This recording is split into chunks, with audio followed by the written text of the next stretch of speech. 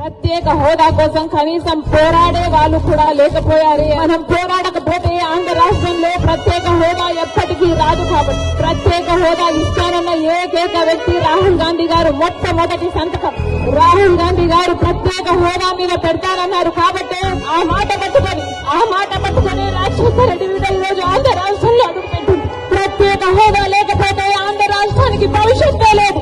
ప్రత్యేక హోదా లేకపోతే ఆంధ్ర రాష్ట్రం అభివృద్ధి చెందదు అని 10 సంవత్సరాలుగా చూసామా లేదా? మరి ప్రత్యేక హోదా మనకు లేకపోతే ఆంధ్ర రాష్ట్రానికి జరగకపోతే మన బిడ్డలు ఎలా బతకాలి? 15 లక్షల కోట్ల రూపాయలు విలువ చేసే ప్రత్యేక హోదా వచ్చింటే మన పోలవరం మనం కట్టుకోలేమా? మన రాజధాని మనం కట్టుకోలేమా?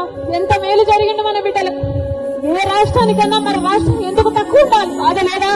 ప్రత్యేక హోదా వచ్చిందంటే మన రాష్ట్రం ఎక్కడో ఉండండి. రాజశేఖర రెడ్డి గారు మన రాష్ట్రం గురించి, మన రాష్ట్ర ప్రజల గురించి ఎంత ఆలోచన చేశారు. ఈ నాయకులుగా ఆలోచన